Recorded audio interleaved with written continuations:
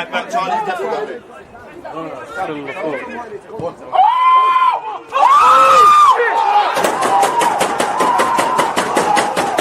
People deluded, I'm back again. Come on, Ian. Man. Come on. You always just have to run like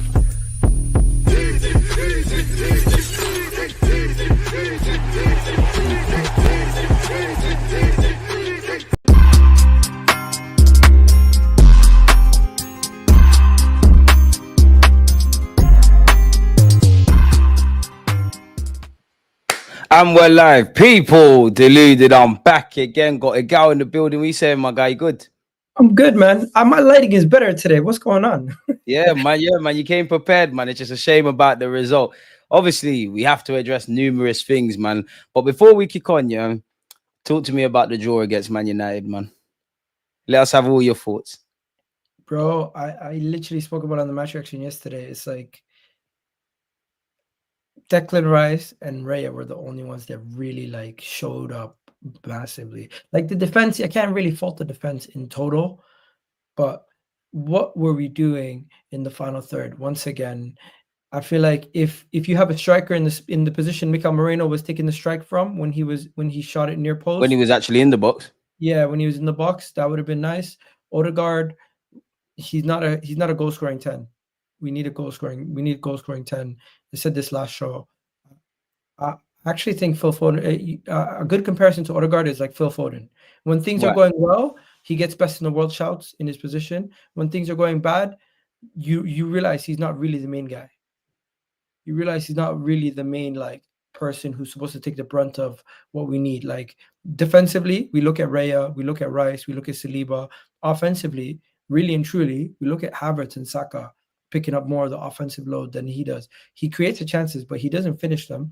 And the people around him, if they can't finish the dinner, he's almost like that. I've done my job kind of thing. It's like you go into a school you go to work, you do your job. If the job is not done to an adequate level, there's other people on the team that's messing up. And it's kind of like, you can't blame him, but really and truly, if you're the talisman, you're one of the main men, you need to pick it up. But hey, I don't want to be too negative. Overall, we drew. It's a poor result. It's not what we want. And we want to win every game as much as possible. But Old Trafford, whatever it is, it's always a tough ground to go to, no matter what state they're in. Majority of the teams that find it easy to play against them are the teams that they have to go and attack, right? The teams that struggle against them, like Man City, they beat Man City recently. They beat Arsenal. They drew against Arsenal. They somehow find results versus other teams, except for Tottenham. And you want to know why that is? Because Tottenham are set up not to defend, but to just attack relentlessly. And we're not.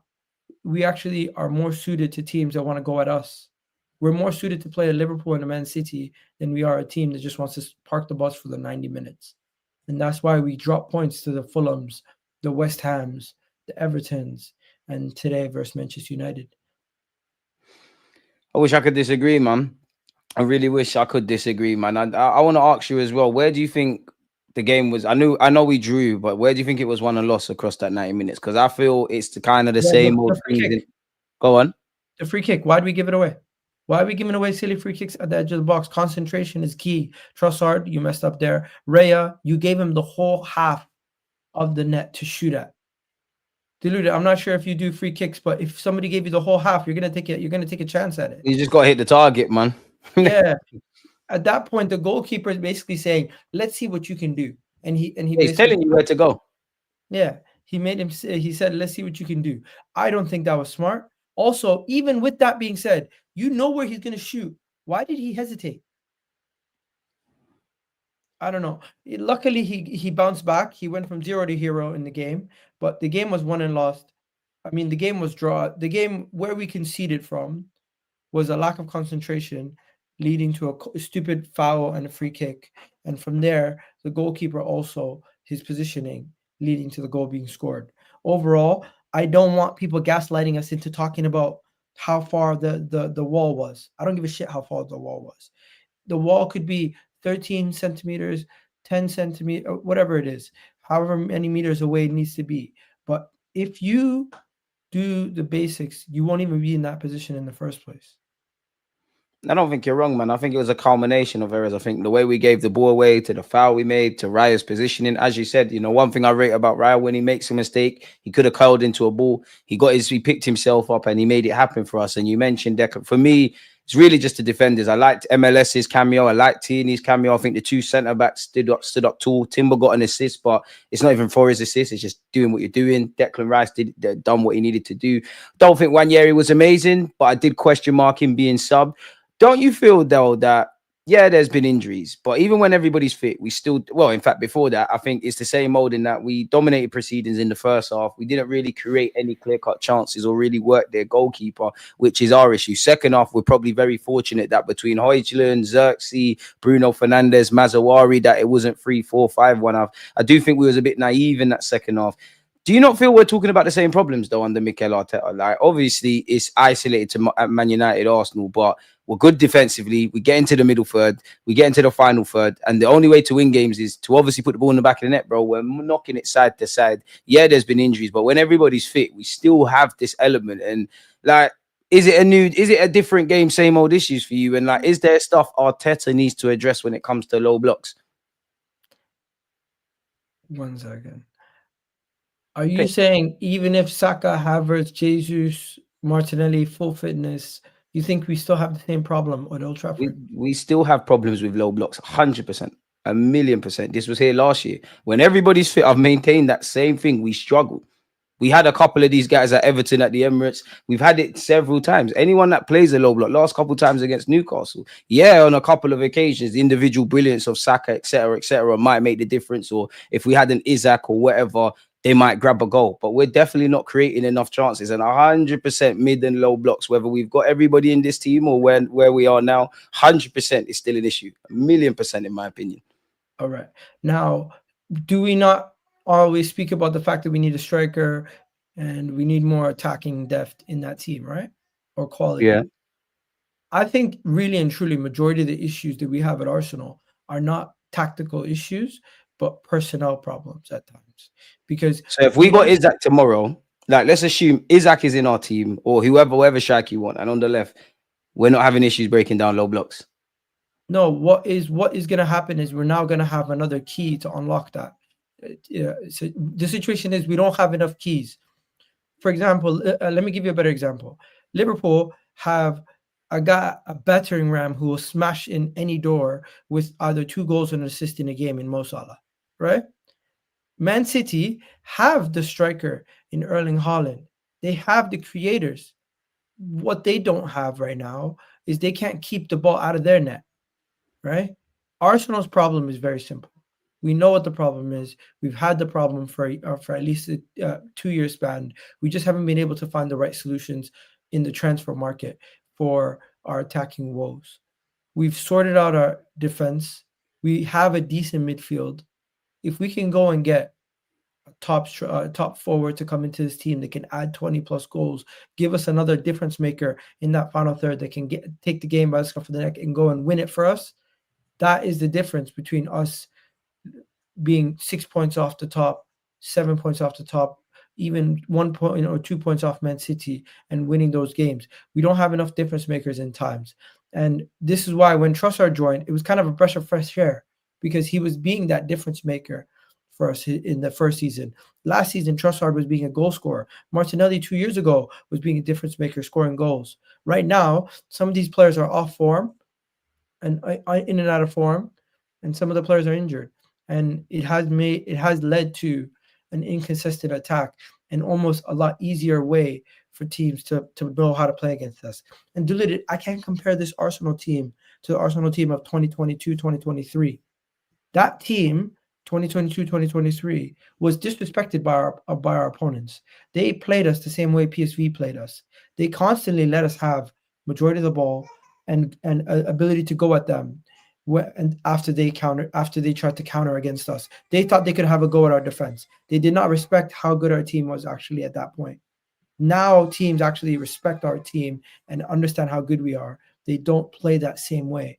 And that's why I think it's more of a personnel issue and less than a tactical issue. So if we got these players, if we play 10 low blocks, 9 times out of 10, we're gonna find a way. If we play 10 low blocks, 9 times out of 10, we're gonna find a way. As long as we have the difference makers on the pitch. Real Madrid play a low block almost. Real Madrid don't play a low block, but they play teams that are pragmatic against them majority of the times. You have Bayern Munich play teams that are a little bit more pragmatic against them majority of the times. All these teams that are better and superior offensively in their respective leagues play teams that are more pragmatic and they find solutions. But yeah. So you don't feel we could move the ball a bit faster in the final third because it's very scripted. It's left, right. Obviously, if you've got a rigid and low block, you need to disrupt that. Like, so it's just a personnel thing. If we don't move, we can move at the same pace. Deluded. With these players. The pace that we play at is not going to dictate how many goals you score. The pace in the final third, specifically. I know, but Tottenham play at a ridiculously fast pace. They score a lot of goals, but it can sometimes disrupt your ability to control the game and also your ability to be in the right positionings offensively. Defensively, I mean, my bad. Defensively. No, I'm talking about purely us in the final third. Like it's gone from Raya, it's gone into midfield. We're now on the edge of Manchester United's area. And I'm not saying do it for 90 minutes, but we're moving it nice and slow. It's down the left, it's down the right. They've got their deep blocks. So you think the pace is not an issue? We're not moving it. You think we can't move it a bit quicker and be off the cuff in that regards? I'm just trying to get your point of view. Deluded. Man City won the league 3 years in a row with the slowest pace in the league. So I don't think pace is necessarily the beyond and end all problem. I do think if you play at a fast pace or if you play at a slow pace, it dictates what minute of the game it is, and there has to be a purpose behind which pace you're going to play at. And I do think we do pick it up when we need a goal or when there's urgency. But when it's 0-0 or when we're 1-0 up, there's no urgency for us to go and play at a faster pace, and that's how we play. We're the second slowest. Isn't that a problem if there's no urgency? We're the second slowest pace team in the league. And I do think that's by design. Be it whatever people want to say, he copies Pep, but that's how he plays. I don't even think I even that whole copy and Pep thing. It's two very different for ways of football. I mean, everybody copies everyone. I'm sure if you were to speak to Pep Guardiola, there's numerous people in his life that he's learned from, and Arteta is no different. For me, I personally think the ball needs to be moved a lot quicker. If I'm completely honest with you, I'm not saying from minute 0 to 90, but it needs to be move a lot better. I don't think there's enough movement, and I think it's quite predictable. And the one thing that I'm least angry about, but I think there could be a bit of an element, is somebody to do something off the cuff. It wouldn't hurt, to see a random shot or to see a random run. I think, and I've actually want to know your thing. Do you think Arteta's issue is he micromanages a bit? Like some would say he's a control freak. Bro, I think sometimes you need to yell at these guys and just be like, I don't know. Do you watch basketball? Do you watch other sports? Sometimes the coach just in game yelling at somebody can be the difference between them getting the final bucket of the game and winning the game, or them just wasting a possession. So sometimes the manager, if he doing the little things, is the difference between a great manager and somebody who is, honestly, it depends on what your relationship with the team is also. Just thinking, just going through my thought process right now. Some teams need that. Some teams don't need that. If you go to Real Madrid and you start micromanaging, they're going to be like, who the hell are you? I don't think Zidane or Ancelotti ever had to really micromanage all those great players. But really and truly, Deluded, we know what he's had over the last couple of years. Do you think Eddie Nketiah doesn't need a little bit of extra help throughout the game? You think, when he's playing with Kai Havertz up top and then changing it the next game to Jesus up top and not having the same level of continuity and consistency throughout the team, you need that extra little bit of assistance throughout the game. And I think that's what makes Arteta better. We've seen it during when he had a terrible team during COVID. What do you mean by better? Better at what? Like better in comparison to who? Like... Look at our team during COVID era when we were constantly losing. He was trying to find solutions, trying to do stuff, trying to manage throughout the game, and you could see that he was trying to do something. But when we got into the final third, the players couldn't do nothing, and they couldn't defend. They didn't know what they're doing, and he was losing his mind on the side. At that point, he's not doing too much. The players, they're not getting the message. Now they're getting the message. Now they understand how he manages. I don't think he's micromanaging. I think he's doing a good job at communicating what he needs from the sideline in game and making adjustments in game. Because how many times have we seen adjustments in game? For example, was it last year? Rob Holding will come on 5-3-2 just I we weren't last know year. we're changing it up. I weren't last year still. I weren't last year. The year before. Year before, Rob Holding, what was it? 2 years ago. Yeah, first year when we were competing for the league, Rob Holding would come on, change up the game, little things. But before I lose focus of your main point, No, let us know. That's why you're here, bro. We're reasoning. do you I'm disagree hearing all with your me? thoughts. Do you disagree with me on the point that it's not that Arteta's micromanaging, it's that he's trying to portray his message, and the way that he portrays his message is a lot different to other managers. I think every manager micromanages in the modern day, and I think Arteta does. I think I've seen Amarin do it. I think Pep does it. I think Arteta does it. I think when you go to the games, you can see him consistently, especially when you're at the games, you can see him consistently telling his wide men where to be, actually getting word over to the subs to go and do things. I think he micromanages. I think he needs to keep doing that. My issue is, you need to take the handbrake off in the final third. Like, big up Jay. Jay will mention PSV, but for every PSV, there's several games where we played a low block and struggled. Of course, if you dare enough to be open against Arsenal, you're going to be in issues. You said it with Spurs. That's a great example.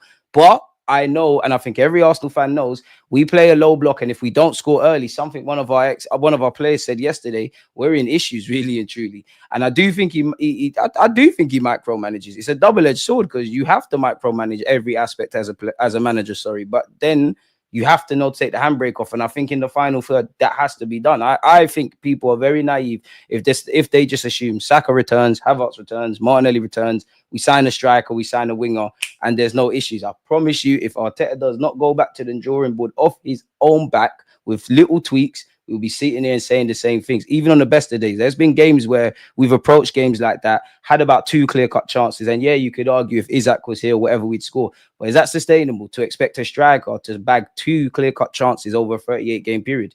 It doesn't work. That's my thoughts, though. Is it a thing that Arteta is being criticized more based on his own success? And when I say success, it's relative to the fact that we haven't won anything, but to the stage of getting this team from not being competitive at all to now competing to this level. People are so hungry for the next stage that they're willing to. He is as well, because he says it himself. Yeah. Sorry? No, I said he says it as well, to be fair. I'm speaking for the fans that are balanced. Whether you're a bit more optimistic or a bit negative, that's down to you. But I don't think it's irrelevant. I don't think it's a bad shout to want to win trophies, because the man himself says it. I mean, whatever way we shape it, there's been 3 years of explaining, bro. And there's something around Mikel Arteta and this whole football club getting over the line. At the very minimum, we should be in the final. We really should. There is something. And I want to hear your thoughts about Mikel Arteta and success. Like, what do you mean around the success thing? Okay, Arteta spoke about phases. And I'm actually going to be doing a video myself soon about phases, because I'm so happy you mentioned that. Go on. I see people talking about Arne Slot. What phase is Arne Slot in? What phase is Nuno Espirito Santos in? What phase is this person in? That person, left, right. Do people understand that when people say what phase somebody's in, they're talking about what phase the club is in, not just the manager. The phase does not end when a manager is sacked. The phase ends when the team that was constructed is rebuilt.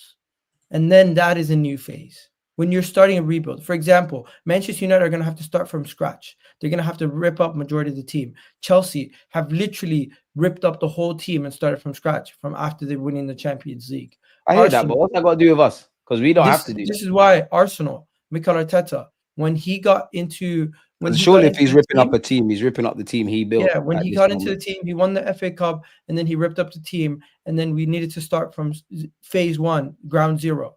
Now we're at a stage where the team is so competitive that people are saying, now you have to win. We believe the team is so good, we have to win. But Deluded, there's still major holes in the team. For example, you look at the whole front line. It's not 100% sorted. We don't have a Premier League team of the Premier League Player of the Year in our front three besides Bukayo Saka. Where you look at some of the teams that have won the league recently, they have Premier League Team of the Year candidates all around the pitch. Okay, maybe I'm clutching at straws there when I'm talking about just the attack, because Mo Salah, Liverpool this season, outside of Mo Salah, who else is carrying that attack? I don't know. So there is a case there. But my main point is Arne Slot walks into a Liverpool team that is already pre-constructed, already rebuilt the midfield and the attack.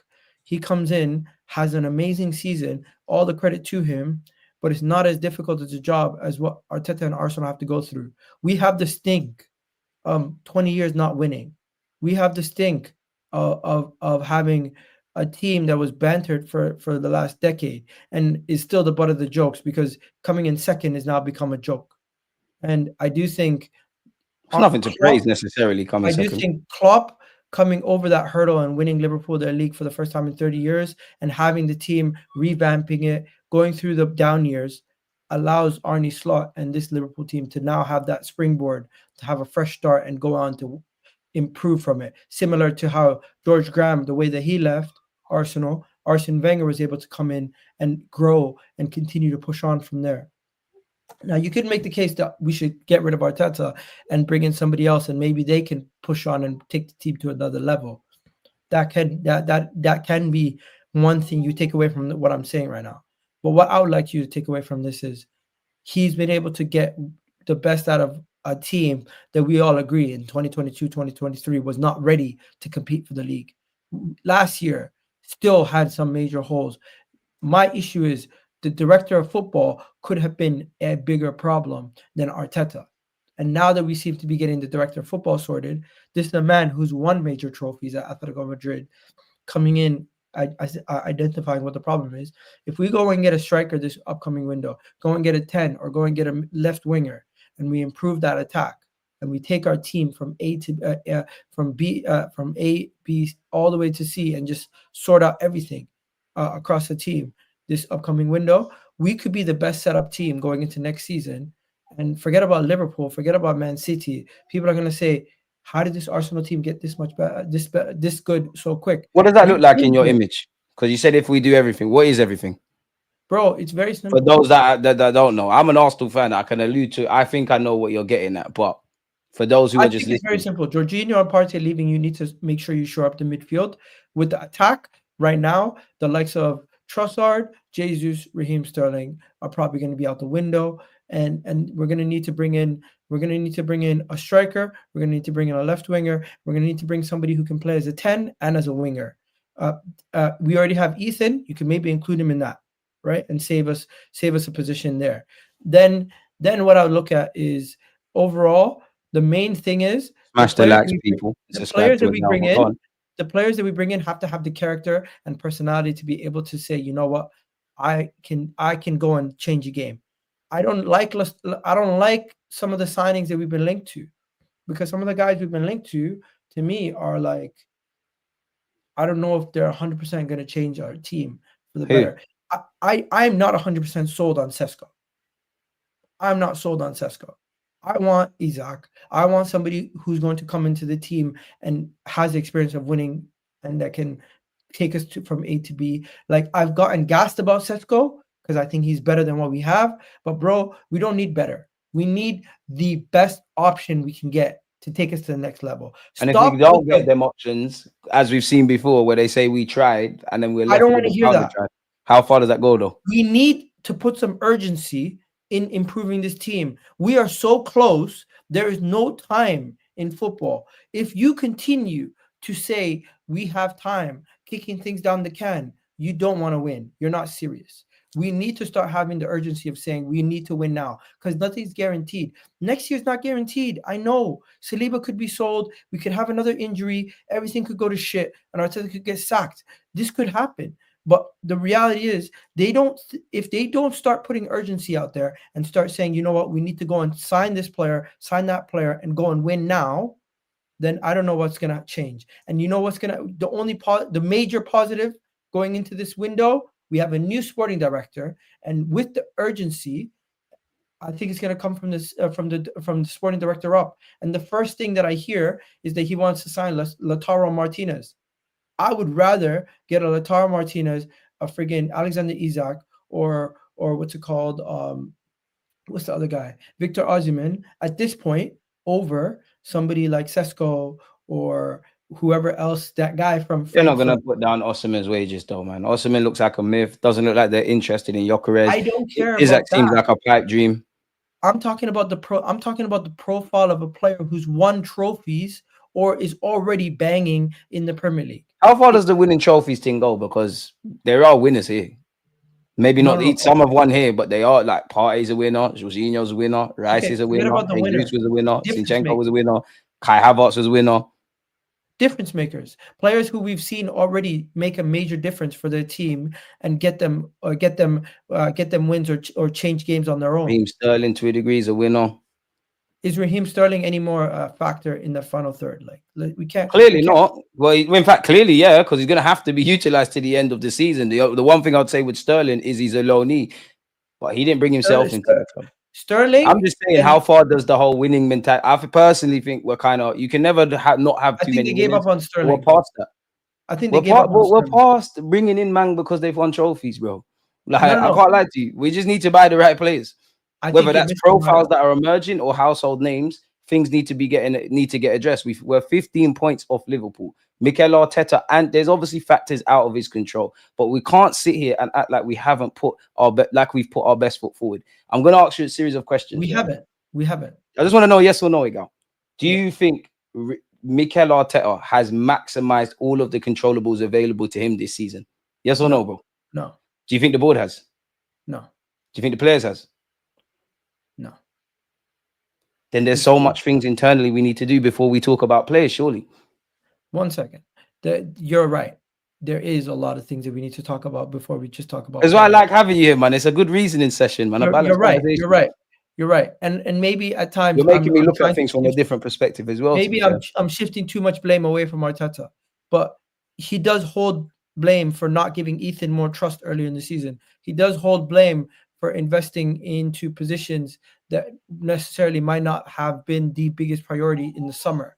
He spent over 100 million on Kai Havertz and Merino, not to drop them in it, but like, bro, you bought them, but go on. I'm not gonna lie to you. I still don't think to this day Kai Havertz is a bad investment. He's a good one. His return on investment might not have been the guy that everybody wants, but I really do think his return on investment, just based on goals, if he wasn't named Kai Havertz and he was somebody else, we would not be on his case as much. Is it 65 million worth though? Being devil's advocate, bro. If he was some hot shot player from France that everybody wants, that's true, but he's not, bro. Like it's Kai Havertz. Like I know, but has he been worth 65 million? Right now, if you just look at Kai Havertz's numbers single-handedly, I'm not disagreeing with that because I personally feel Kai Havertz has turned out a lot better than we would have expected. I always say I think he's one of our more reliable attackers, but I think that's the problem. I genuinely think that's not on Kai. That's on the club. If you're living or dying by Kai Havertz scoring goals as a regular, you're in issues. He can be a squad player, but then like I said, is it worth the 65 million? Because me and you just spoke about a striker in the centre mid. Now, if we paint the picture of Arsenal's strongest 11, assuming without talking about anyone else, yeah, Raya will be in goal for you, right? Yeah. Saliba and Gabriel will be the centre halves, right? Yeah. Timber right back or White? Like, who's your left and right back? Because that's the only disagreements most people have. Timber and White. So Timber left back, White right back, yeah. For this example, that's what you go with. Yeah. That's our back five. Is it fair to say Partey, Odegaard, and Declan Rice in midfield? Yeah. Saka on the right. Who you got on the left? Martinelli through the middle at this moment in time. Kai Havertz, if everybody's fit, right? Yeah. We need that long term. Is it fair to say we need that long term Partey replacement? You replace Partey with Bruno G. Okay, slap Bruno Gamara's in there. It's fair to say Kai Havertz, as good as he has or hasn't been, that position is going to need an upgrade. What striker you going? Replace him with you put him on the bench and you replace him with what do you call it? Realistically, we're not going to get Isak. I don't want Sesko. Who else could we get? I genuinely think it's a Sesko thing. Like I genuinely think they're going to go and get. Would you rather Sesko. have Lautaro Martinez? I don't think we're on. I think the Lautaro one's BS as well. Obviously, I think there might be something in it, but he signed a new deal. Seems like he's cool at Inter. For me, bro, once we start getting into the Lautauros and Isaks and them kind of ones that are going to cost big money, a bit like Declan Rice, I kind of believe it as I see it. But the point I was making is, obviously, squad player Kai Havertz, we're here, we can deal with that, right? But you're not in the strongest 11. The last 2 years, we've dropped the ball with signing game changers. We all know Kai Havertz was initially brought in to be a forward. So it makes me ask you, is he worth the 65 million? I think you're making a great point, and I agree with, if it wasn't Kai Havertz, if he wasn't, we know that. Most people get that. But has it been a good investment? Pardon? Would you do a madness and just go to Bayern and go get Harry Kane? I don't think Harry Kane. I would love Harry Kane, but I don't think Harry Kane, rightly so. He's got a wife and kids in it. I don't think he's going to make that move and do the modern day Sol Campbell. You're not going to be able to walk the streets of London. Spurs fans will get you, unfortunately. It'll be Pete. But my point, like, Kai can chip in, but we're not signing off game changes. And I know people want to blame the Cronkies. I'm therefore not defending them. But I just think everybody has to hold their blame, because there's over 100 million spent on Mikel Moreno and Kai Havertz. Both of them can play in multiple roles, or at least we're seeing it, Moreno, but they're not specialists, bro. So Arteta has to hold some of the blame for some of these signings. How about this? Go to Atletico Madrid and just be like, yo, give us what's his name, Julian Alvarez. I mean, if he's crazy enough to want to return from sunny Spain to England, I'm on that. But I just feel he's in a good little moment there. He's doing kind of his thing, so I don't think that's gonna happen. But so honestly, so we signed to go back to the main point, like striker and a winger, we're lit. Like, there's nothing Mikel Arteta for you could do from a tactical point of view to evolve the squad. We all know he wants to, but there's nothing you see. You think he's getting the best out of everything, whether everybody's fit or there's injuries. You think he's getting the best out of us in the final third and all the other aspects. I do think the players have to take responsibility, and we're going to get onto them, but purely with Mikel. I think the players can always do better, and the manager can always do better, Deluded, to be 100% honest. Specifically, what can Arteta do better? What can Arteta do better? His man management and his and knowing when to trust certain individuals and when not to trust certain individuals. Because there's times where he puts too much trust in players who've let him down over the last couple of weeks or days. For example, Calafiori has come in and shown defensively he has deficiencies. He needs a defensive crash course, man. Yeah, and at times he can't be trusted. And Mazu Skelly has shown that he's better defensively, but at times also has it can give away a red card or get a silly foul in here and there. So he has to figure out which game is best for those players. Also, when you have attacking injuries, he was trusting the more senior players to the point where they got burnt out. And he needs to look at himself this season, because the injuries, Arteta does have a little part to play with the injuries, but at a certain point you have to say, what can he do? Because he can't not go and play his best 11 out there. But at the same time, you need to find ways to get Saka rest, give Martinelli rest when we're 3-0 up, when we're 2-0 up. Sometimes take these guys out. I know they want to get personal accolades and statistics and everything, but we have to think about the better health of the team rather than individual accolades or individual awards. Because I did think there was a game where he brought Saka on versus Preston, and it was like, we've had this many home games in a row where Kai Havertz could have had some stat record, and he's like, I feel like we're looking too much into getting these guys their individual stats and their personal record sometimes. I think we've ran a couple men into the ground, if I'm honest with you, and I think we've been owed this kind of injury stuff. Obviously, in theory, Arteta and the Arsenal coaching staff, they're not putting man out there to get injured, but it's predictable. I think we've been owed this based on last season. You look at the amount of games the nucleus, like the main players have played for club and country, and there has even been times now, because we've got injuries and we're running players into the ground, they do look spent, they do look tired. There's even a correlation with Declan Rice starting off the season very slowly and then kind of getting up to it. And it's a bit weird, because we went into this season asking ourselves several questions. If White gets injured, what happens? Saka gets injured, what happens? Havertz, Odegaard, or even a thing around losing form. And, Mikel Arteta, I can't blame you for everything, but you said at 2 points last year, we've got one of the smallest squads. 3 times, actually. It doesn't surprise me, the knock-on effect. And this is why I asked you, has everybody put their best foot forward? We're going to get on to other people, but I'm not blaming Mikel Arteta for everything. But what I do know is nobody in reason is leaving or coming into this club without you. You know about rotation. I don't know what's happened. No 2 seasons are alike. I don't know what happened last season versus now, but we've not been able to keep players fit. I do think there's a lot that you need to do tactically in the final third. I actually think you and everybody were still good defensively, but I think last season we was here, this year we're here. So there's a lot you can kind of go to. I don't think he's doing I do think if you're going to praise a man, he has to take responsibility. I'm not saying you, but I do think there's this reluctance to just criticize Arteta, and even criticizing is Because, seen as a bro, witch hunt. I think people are on Arteta's case too much to the point where I go to the side where I'm more protective. Because when I hear You don't think nonsense, people are more loyal? Some are more loyal to Mikel Arteta than I actually see in Arsenal. I see a lot of sentences like, "I can't wait." Not you, but I can't wait to see Mikel Arteta win a trophy. That's great. He's our manager, but the football club. But go on, I'll cut you off. because, bro, the Arteta and Arsenal have become the butt of the joke. And don't forget that literally every single club, even clubs that are not competitive and not winning anything, like West Ham, I've even seen like teams like Leeds chatting to us, like making jokes about us, like From Brighton. Shout out yeah, Newcastle, but we ain't got no beef with you. I don't know when you lot started this. I'm like, what's going on? Really and truly, I But don't fuck have them, bro. Pardon my language, but fuck no them. loyalty to Arteta over Arsenal. But if he's my manager and he's the Arsenal manager, I believe in him, I'm gonna back him. It's not a cult following or anything like that. It's Nah, just he therefore has a cult. Not you, but he therefore has a cult following. He's got people that are committed to hating him as well. Equally, don't get twisted. There's some people that Arteta is everything is your but I fault. think it comes hand in hand. I think There's a lot of apologists, and I think both people are wrong. For every He's person, not done who's anything to be witch hunted or backed blindlessly. That's me. He's for not every done that. person, for every person who wants Arteta out and screams and shouts Arteta out, get him out. There's going to be somebody who says, you know what, he's the best manager in the league. Best manager in the league.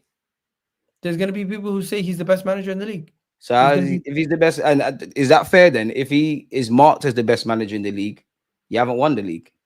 And you've flirted with it, and you've had our great 2020. We were the best team in 2024. We've had all the statistics. You've seen players improve, inverted fullbacks. The only way to really beat us is low blocks. Our top 6 record is great. He is one of the better managers in the Prem. Some go as far as, I'm not saying Egal said this, but as you lot all heard, he's the best in the Prem. Why is it unfair to ask why you haven't got over the line, if not in the Premier League? And I'm kind of ignoring the champs because it's the Champions League, innit? Yeah. Why have you not won domestic trophies? I agree with what you said, Jed, earlier, because you kept making a point of, the journey and getting us in. I applaud him for that. But I also think, you can't move forward looking backwards. And I think we're at that point now of achieving and seeing evolution. And for me, I don't know where you see it, but this season is either stagnation or regression or both. And if it's purely only stagnation, it's going to get worse unless they actively try to have the summer, which you was alluding to at the beginning, to make sure it's not the thing. Because I'll be real, I think it can turn very dark for Arsenal Football Club within the first 4 weeks of the season. Trying to do the same thing over and over again without change is the definition of insanity, right? And expecting a different result, obviously. Ain't that what we're doing? No, that's not what we're doing. We've changed something, and people are not acknowledging it enough. Edu's gone. Edu's left on his own accord. On his own accord, he left, got a better job, and now what are we doing? We got ourselves a director who actually has delivered for Atletico Madrid in 6 different years, right? And now you're going to see a situation where we're going to have to actually look at things differently, because it's not only Arteta making these decisions. We have a new director who has the clout, who's won things, and he's going to be able to come in here and identify certain things and issues and be like, you know what, it's a breath of fresh air to have a new face in the room that can tell people, you know what, this is how I used to do things, and this is what I think we need to do to get there. Because I don't think we've had enough of that. There's been too many yes men at Arsenal. And I do think everyone's a yes man to a degree. This guy coming in, hopefully he's not a yes man, and hopefully he can portray his message and get things done. Because we've needed people to just get things done. And at times, I feel like we had the money to get Isak, we had the money to get Bruno G, we had the money to get some of these guys, and we just didn't do it. And we did it with Declan Rice, and look at how good of a quality player we got. I don't think you're wrong. Do you not think? I agree with what you're saying about Berta. For me, he's obviously I don't know you religiously and whatnot, but you did your thing at Atletico. You made them competitive. You had some dud signings. I can't expect them all to work, but you did your thing. Your experience. You worked at a number of clubs. You've wanted to work in the Premier League because you've learned the language. Your experience. Obviously, the way the profile of Atletico players and the profile of us is kind of similar. Atletico have never been the big dogs, like consistently winning over Barca and Madrid, are much like us in comparison to United and Liverpool, but they've competed. So I like that. But do you not think we're putting too much? Not too much. faith in him because he's going to do his thing, but he's only one man walking into a job where realistically we've probably started our summer plans. Like, do you think we're putting too much faith in one man to change things very quickly in a matter of months, essentially? I'm just saying, I'm not putting all my faith in him. No, I'm asking.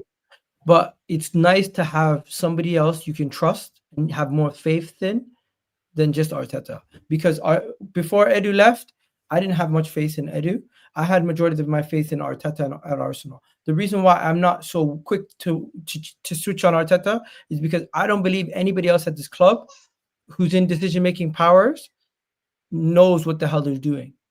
That's from Tim Lewis to Richard Garlick. I agree. Their man are just cronkies dons, man. Yeah, so I don't trust the board. I trust Arteta. That's why I back Arteta as much as I back Arteta against the masses, because I trust him as a manager and what he's been able to do. So now having this man in the building also, it's good to have another person you can trust, or at least I'm open to trusting him at this moment. You're giving him a chance, essentially. Yeah, rather than other people. Like, he hasn't done anything for me to trust him yet at Arsenal, but from what he's done in his CV, he has a better CV than Jason Eto'o. He has a better CV than Eto'o even got one. The guy from Monaco. Monaco. Man. I don't want to be disrespectful. He has a better CV than the guy from Real Sociedad. This is a man who's done the sporting director role. I don't know, you know. I think it's quite levels. This is a man who's done a sporting director role in multiple clubs, and then came to Atletico, done the tactical director, then became the sporting director. So looking into what he's done and the signings that he's made, he has the balls to go and spend big money on certain players. Yeah, but will he have the power to do such? Yeah, and take swings and misses. Now, people are talking about bring Simeone to Arsenal.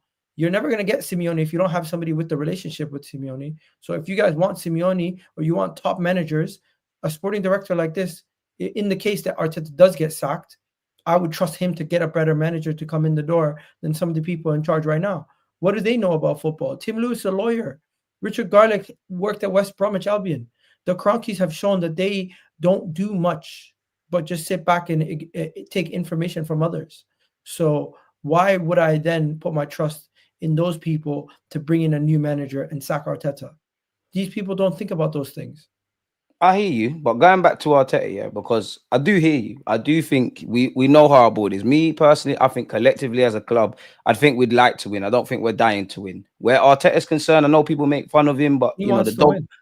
Yeah, the dog called win, all of that, ironically, all of that kind of stuff, the pickpockets, all that kind of mad coaching crap that he does. I rate you for that. You've taken us from being garbage to this. My point is now getting over the line, because for me, I do think you're a good coach. I do rate you quite highly. I do think you're going to win stuff.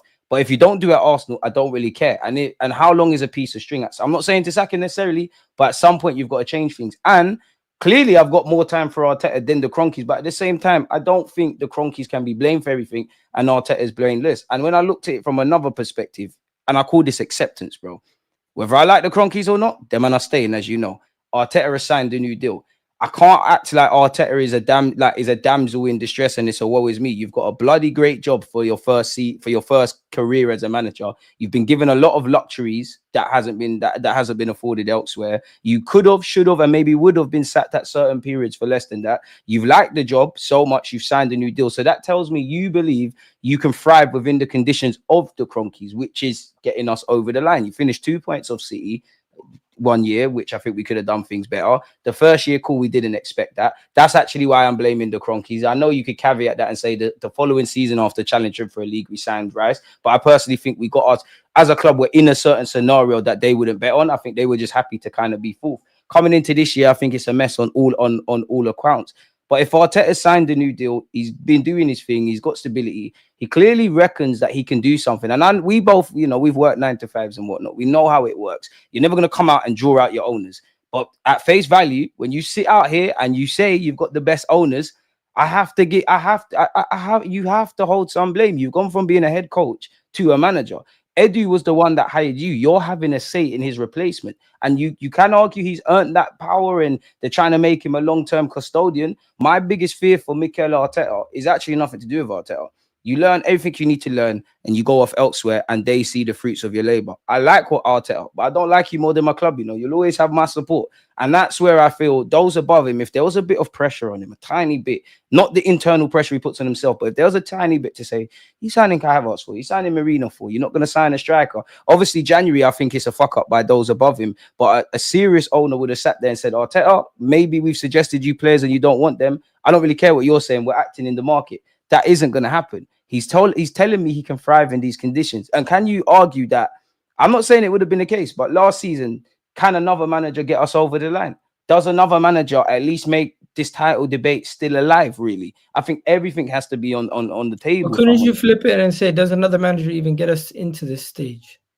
That's what I'm saying. All options are on the table. I don't think Arteta, to me, you're not Wenger, you're not Pep, you're not Klopp. You're a talented lad, but you haven't earned that credit in the bank. And I do think you're getting a lot of stuff without that. And to be honest with you, when you look at a lot of managers at this club, in the Premier League, you've been at this football club. You're probably one of the longest serving managers. We all know the Wenger days are kind of gone. Yeah. So I expect to see a lot of this. We should have stability in comparison to United with Amorim and all of this. And I know some fans will do the whole, yeah, but look at Spurs and United. And that's true. You should be thankful, bro. But at the end of the day, we're not trying to be like them. A lot of people but a lot of people said when Liverpool fall off, bro, we are going to be the ones. Or sorry, City. And I did too. But I surely man, them have to hold that, Egal, because I misjudged Liverpool. I was wrong. People get things wrong all the time. I was wrong. Fair play. Liverpool, congratulations, you guys deserve it. And I'm not going to cry about it. But Klopp did do a really good job setting you guys up well before he left, and we just didn't see the fruits of his labor until he left. So fair play. But yeah, man, I just want to ask you a question. Simple. Oh, man. Is Arteta a top manager for you? What do you mean by top manager? How many managers can you name that are better than him?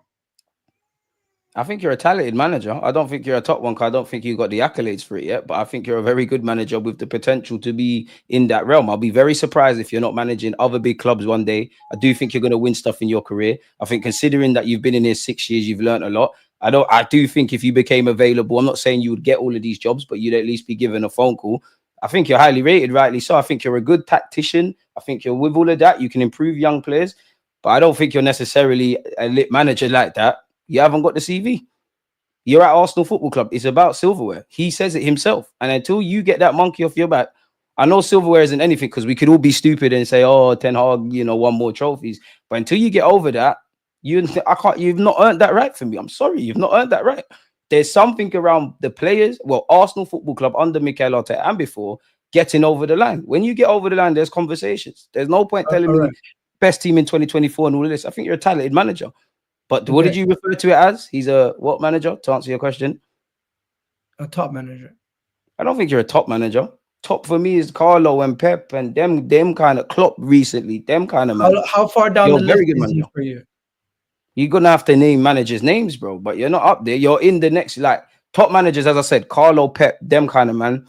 Bracket below, it's all debatable. You're there. I don't think you're necessarily, you can't necessarily say you're worse or better than Hansi Flick. Half of them kind of guys down there, Hansi Flick's probably certain elements people would say better. I can't say you're clear of these other guys. I can't. So for me, top is the Carlos and the Peps, as I said. Talented, he's in that talented realm with the potential to maybe one day get up there, but I can't be saying he's a top manager. I don't think you've done top stuff. I applaud you for taking the job when you did as an inexperienced manager. I applaud you for not sinking. I applaud you for whether I think you've done good or bad. We've got collectively as a club, even the Cronkies, brother, we've got to second. My thing is just over the line now. We've got to deliver. And until you do that, you're not in them realms. Until you do that, you're not in them realms, because these 3 years, there's too much explaining. Yes, you know me, I'm quite balanced. We can sit here and this season that happened and injuries and this, but there's also an element of what happened, what didn't happen, my boy. You want to know something? The title of the video is no excuses. I'm not making excuses with injuries today. I'm not talking about refereeing decisions. I'm simply saying the steps to us getting better. Man said Postecoglou, you're taking a piss, but go on. The steps to us getting better is not worrying about the opponent's setup and how they're going to play, how to play low blocks. It's just about getting more difference makers in the attack and trying to fix some of these holes that we have in the team. You're always going to have holes, by the way, Deluded. Exactly. A lot of this is self-inflicted from Arteta as well. There's always going to be some area where we can improve. Think about it. Every team can always improve somewhere, but we just need to improve the margins enough and have enough and bring in enough attacking quality to take this team to that next level. And be it a left winger who has the capabilities to get 20 plus goals, be it a striker who has the capability to get it 20 plus goals, or be it both. Whatever it is, I just need people who can I can trust with the ball late in a game and say, you know what, they got this. Because 2022-2023 season, no matter what, I knew we were going to find a way to score a goal. Last year, Last year, I didn't know if we are going to score a goal or not, but I with the players mentality, man. With the players that were available, I knew it. And I think it's infectious. I think when you're doing well, you see players like... Now you're spitting facts, Egal. Yeah. I think when you're doing well, you see players... Side note, free Palestine. We're not going to get into that, but go on, Egal. When Mo Salah, for example, Liverpool right now, Mo Salah's performing, he's having a tough game. Darwin Núñez pops up with a goal. Then Mo Salah gets 2 penalties, wins him the game. You got another game where they're struggling. Gakpo scores a goal. Then the whole team rises. And then out of nowhere, someone else bangs in a goal. And this happens when your team, the whole team as a collective, gains confidence. Everyone starts going. And even Harvey Elliott the other day. How many times did we see random guys who pop up with a goal? Declan Rice, Xhaka, out of nowhere, you see Gabriel. Slightly, we ain't replaced Xhaka, which is another problem for Arteta. It seems like Rice is going to do that and he's doing all right, but we still haven't. No. And Arteta's doing the squad, bro. Like, for me, I've checked out, bro. I can't keep getting vexed at Martinelli's decision making. And don't get it twisted. If anyone's misunderstanding me, the players are the ones playing. They have to share blame. Martinelli's decision making has been pony for 2 years. Kai Havertz isn't fit, but we all know of his struggles and why we needed a striker. Trossard's a bench boy, and I mean that in the most respectful way. You're a rotation bench boy. Obviously, we're at where we're at. So to a degree, I've mentally checked out. Injuries are a thing. Of course, Arteta has indirectly played his part in man getting injured. We've had 3 hamstring injuries, but he's not planning for it. My thing is, as a club, we're too smart. As I said to you on the last live stream, I do not care that Eddie Nketiah went. I do care Smith Rowe went, but it is what it is. We use the other one. Fabio Vieira went on loan. My thing is, we let bodies go, so we went forward, and then we brought in bodies, so he went forward. Then we let bodies go, so we're here. That was how it was. And then I like Calafiori. Defensively, he needs to go on a crash course. He's a fire hazard, but he's 22. I'm not going to write him off. But if we look under the guise of win now mode, he's been kept out the side by MLS. Who else is there? Sterling, I don't need to even make that an example. Neto, the same. Marino is not a game changer in any way, shape, or form. We signed floor raisers rather than level raisers. So I'm not surprised when there's injuries and we can't do it, when the occasional good players not able to do it and other players aren't picking up the pieces. And this is where we need to get into it. And even going back to what you said about being a great, you've not created history, Arteta. Because if I'm being harsh, which the league is harsh, and it is now about being harsh, it's with balance. The league is harsh. Do you think everything Mikel Arteta has done hasn't been harsh with these players? To go back to what you said about a great, yeah. What is, for me, greats are what you've done in history, whether that's Ranieri at Leicester, whether that's, obviously the many managers. There's nothing set in history. Big up you for the FA Cup. I'm not doubting that. But right now, it's looking like a thing of, if Mikel Arteta left and the next manager came in and was a success, and I'm not even trying to take it there, you played your part. There's nothing great. Like, you're not going down in any way in history at Arsenal Football Club. And I get it. We've been rubbish for a while. We finally got some stability. We've kind of got new age problems because as much as we're crying, we are second and all of that. But I can't call you a great because I don't think we've got over that old mental block. He'll be a footnote in Arsenal's history, being a former captain, being a manager. He'll be a footnote. He'll be remembered. Yeah, no, big up to him for managing and captaining the FA Cup. But for me, I'm not like dead. If for me to say Arteta is a great, you have to win leagues and that. And even going back to he should have 2 right now. He should have 2, arguably a treble. But there's a lot of explaining. We've not done it. And even with the manager thing, I'm not saying sacking him brings success because it doesn't. I'm just simply saying at some point we have to be open to something else. I'm sure all them Liverpool fans weren't waffling about Arne Slot, and next season presents its own issues, yeah. But Arne Slot's doing the thing. Life is still moving. We've got to be able to do that. And Arteta's done very brilliant in certain regards. My thing is getting over the line. And until you get over the line, I'm always going to be open to everything, if I'm honest with you. Hey, I'm open to letting anybody go at the club if there's the right logic. And at this point, I just don't think the logical solution for Arsenal to go forward is to get rid of Arteta. I think so what we're here this time next year. If we're here this time next year, then we have to have a discussion. But the thing is, the reason why I keep kicking the can down for Arteta is because I don't think he is the sole issue on It's why we definitely did. not the sole issue. I hope nobody's No, no. misunderstood either one of us. Because a lot of people painted as Arteta is the reason why we're not able to get over the line in 2022, 2023. Really and truly, that team should not even been competitive for Yeah. the league.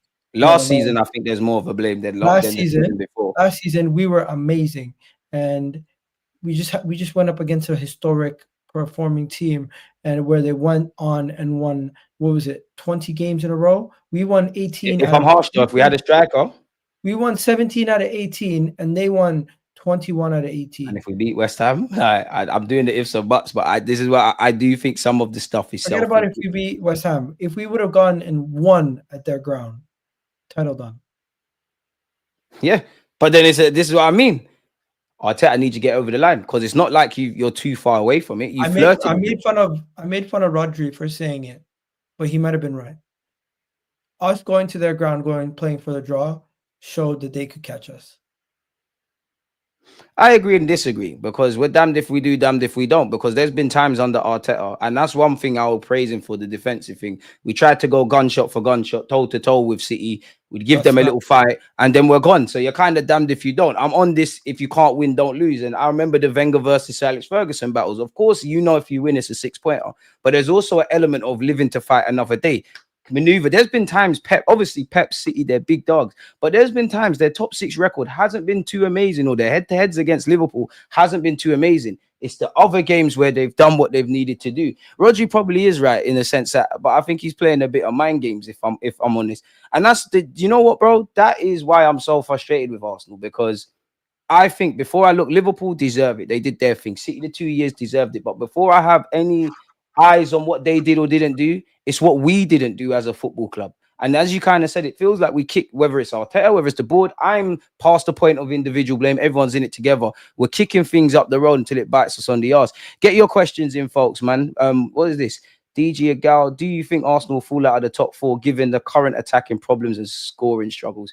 No chance. I hope not, but I think it's I think anything's a possibility, man. We need to get our act together, starting with Chelsea. Deluded, there's no chance. What's the chances of us? Like, obviously, I don't want to. Are you sure? I don't want to jinx it, but let me just look. Current team that's in 4th is Chelsea with 49 points. We are 6 points ahead of Chelsea. There is no way. We got Chelsea on Sunday. There's no way that Chelsea. There's 10 games left, brother. I don't think that's going to happen, bro. And to be fair, I don't want us to, but 5th gets Champions League. I don't think we will, but I can't sit here and lie and say it's not a possibility because mathematically it is. Like, it's very close there. Well, so you reckon we're beating Chelsea in top 4 is not an issue? Who do we play next? Just look at the remaining games. PSV midweek and then Chelsea. And then we play Chelsea. Chelsea is actually a favorable match for us because the way that they play, they're going to play a little bit more offensive. So we're going to have a better opportunity. Fulham's going to be a tough game. Everton away. You know, let me just make sure everyone can see. It is tough, but there's still too many games where we're going to pick up easy wins. Oh, where's these easy wins? Because Southampton and Leicester on paper, they're easy, bro. We had to do a lot in them games. Leicester twice, actually. Ipswich, Southampton, no. Ipswich beat United. I swear they drew with United. They gave Liverpool beat them, but they gave Liverpool a game. I agree, we should be moving to them. But you really think these are easy games?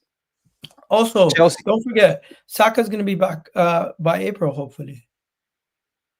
Are we doing that thing about putting all our hopes in one guy then? Like, Saka's going to have to be given time. 1 second. Why are we acting like that's not what Liverpool's doing with Mo Salah? Why are we acting like Rodri's not a big factor for Man City? Deluded. It's not a thing of, we're putting our hopes in one guy. I disagree with the Liverpool point. He's our best player. He's our best offensive player. Obviously, Salah's the talisman. All their other players have chipped in a lot more consistently. I know, but when it's Arsenal, it's almost like why are we putting all the eggs in the Saka basket, bro? We need to. We don't have the options. But he's not going to be fully fit. Ain't that dangerous? A bit like how we're putting all our faith in the sporting director to get everything right. Saka to be fit and make the difference. One man can't change our thing, you know. Obviously, we should still be able to beat Chelsea at home with what we have to our disposal. We should still be able to beat Fulham at home with what we have to our disposal. Everton. This has normally been the game that kind of messes up our title challenge. In the case where the season Everton ends, away is not easy. David Moyes, they've turned their form away. In the case that we fall out of the title race and we get back into a friggin' top 5 race and we're literally struggling to get top 5, then we're gonna have a problem. So what are the easy wins? You said Ipswich. That's surely the only easy win there. I'm looking at the home games. We should get majority of those home games sorted. I mean, I want us to beat Chelsea, so I'm going to say we're going to beat Chelsea.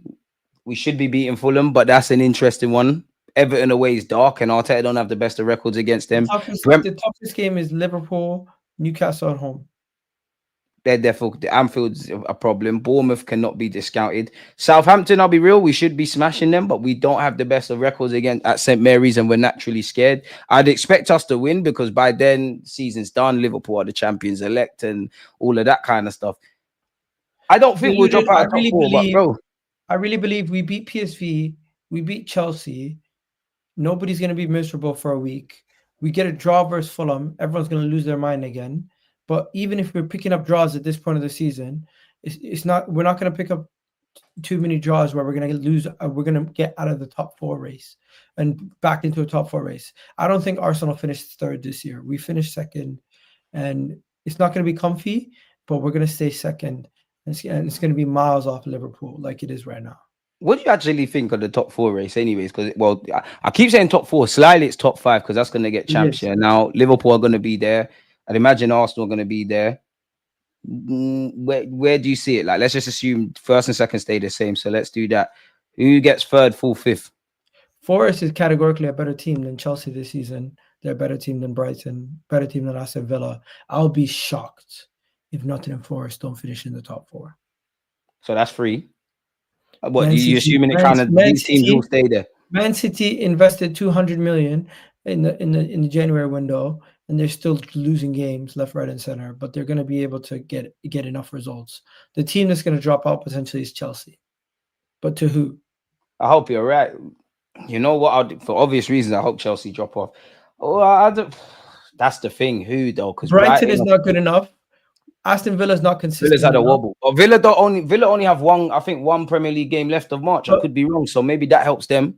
Villa already played 29 games. I'd like Bournemouth to do it, you know. I'll be real. I'd like Areola and them man to do it. No, but only reason I would like that to happen is because I think they have some dangerous players on their team, and I don't want their players being sold to like teams on the cheap. That Milos Kerkez, the left back, they were great against Spurs. He has the capabilities to be one of the best left backs in the world, man. He definitely With his ability to deliver the ball from distance, and his his ability to contribute offensively, plus he's decent defensively. He's way better than some of these other left back options like Ait Nouri and all these other guys. Him and Fulham's Robinson really impressed me this year. The left back position this year has been Liverpool really probably impressive. get one of the 2. Look at it. You got Gavardio, Cucurella, what's his name? Ait Nouri, Robinson. The left back position is now the new most dangerous position. I've been telling man, fullbacks were the most important. I told people, they laughed at me. Would you make of before I forget? Would you make of couple questions? People get them in before I let Gal get out of here. Yeah, but before I forget, what did you make of Mikel Arteta storming out at the interview? If you did see it, I back it. And for those, before you think I'm crazy, he answered the first question. By the way, they asked him about the striker. He said, "I don't think that's what's necessary." He's not making excuses. He's owning up to it. The second question was the title race. He's going to get a question asked about it in the press conference in 2 seconds anyways. So he's like, I'm not going to just give them a headline that's defeatist and say something like... And he's allowed to be pissed off, to be fair. Right? And off the back of a poor draw, for him to not answer the question and just walk away, he's entitled to that. He doesn't have to answer every question. And I don't think he was being rude or disrespectful. He just walked away. Where some people, they sit there and they like Ange, and they just start giving the guy lip service for asking silly questions. Arteta just walked away, and I would rather he walk away than tell the journalist that's a stupid question. I can't lie. Out of all the things I care about Arsenal, I don't give a crap about him walking out and whatnot. Obviously, I know why it's for the media and the rival fans to say that's embarrassing. Fuck He's off. rattled. We don't care. I proper don't care. Like, there's too much problems at Arsenal between the injuries, the red cards, the another season of fine margins and misses and all of those sort of things. There's too much for me to care about that. What Facts. do you make of this week then? Obviously, we got PSV in the second leg. We got Chelsea at home. Where's your feelings at? I'd imagine PSV there's going to be a lot of changes or PSV game some is going level to of be the changes. weirdest atmosphere in the Emirates history. We're up by such a big score margin. It's one of the most expensive tickets of the season, and I don't think people are going to want to go. The stadium's Why? going to be half empty. The Why? game's done. Would you rather invest that in today's I'm not market? talking for me. I'm talking because I'm just well aware of. Deluded. Just because I know what you're saying, don't If you're mean a everyone family does. man and you're taking you and 3 of your kids to a Champions League game, would you rather go to the game first, Real Madrid or Atletico Madrid in a week's time, or the PSV game, which the game's already done, decided, results done? The atmosphere is going to be the worst the Emirates ever been. I hope not. I hope not, because I remember the game. Well, worst atmospheres I've been in a lot, but I remember the whole Granit Xhaka thing. I remember Emre's kind of towards the end when his The rating was Frankfurt on live game, support. that was terrible. Brentford, yeah, I don't want to get like that. It did feel like West. Not, I'm exaggerating a bit, but it did feel like West Ham at the Emirates. It could have been like that. Obviously, you know, Arsenal fans are the most disappointed fan base in the Premier League this season. Why? I think at this point right now, we're more disappointed than Tottenham and Man United fans. So then, is it fair then? If we are disappointed, surely it's fair to ask questions on everyone. Going back to why we started this season. Based on expectations of where we want to be and winning the league and being so close and not getting there. Like, for example, Manchester United and Tottenham, they've gotten to the stage where it's like the league doesn't matter. They don't care. It's just acceptance. Where Arsenal is like everything is just a combination of 3 years of getting so close. I think it's harder to be nearly there and fail than it is to be nowhere near there and just be shit. Because we've been there. Well, of course, because you have to show more consistency, but then it's Yeah, equally as hard to get over that line. We've been in 8th. Everyone's got their own problems. Being in 8th, being in 17th, I think teams that get relegated obviously have it the worst, right? But outside of the teams that get relegated, I think Arsenal Arsenal fans are going to probably be more disappointed at the end of the season, saying, you know what, it's another year where we almost could have won the league. So is it not fair then to ask the whole club, but then also going back to what we said about Mikel Arteta, to be fair as to why we're disappointed, why we didn't do that, and attribute blame fairly then? I can't blame the manager when he's saying I need a striker, and they're saying, well, we can't give you Tell because you don't want him, but we're not going to give you nothing. Just go again next summer. So surely he's got to temper his expectation. Yeah. Deluded. We wrote off the season in the January transfer season. Way before that, my friend. And way and before we that know for me. this. Liverpool were 9 points ahead before Saka got injured, as Liverpool fans keep telling us. It was never a title race. At this point, fair play. Every time Liverpool won the league, there hasn't been a title race. They've blitzed it. And maybe that's what we need to do. Missed opportunity, man. We've only lost 3 games, but we have 10 fucking draws. And that comes back to, for me, Arteta's tactics, the players not getting over the line, and obviously the recruitment stuff, which is why I said at the start, broski, for me, everybody's in it. Some people how many of those draws, how many of the 10 draws that we've had this season could me and you look at and say that should have been a win? Half of them, really, to be fair with you. Half of them. We're very we probably should have won the first half against Man United. We're very fortunate we didn't lose. What other draws have we got off the top of my head? Chelsea, we shot ourselves in the foot as a whole team, including the manager. Aston Villa, I blame the players. That's one. I won't blame the manager. We went 2 goals up. They have to see that one through. What else? Liverpool, I blame the manager and the players because these are the fine margins. What else did we have? Bro, at that point... There's even been some games we've won that we could have drawn. Brentford twice, 1,000,000%. That goes to the manager and the players. I don't want to hear about the pen or the red card, which are factors. Both of them.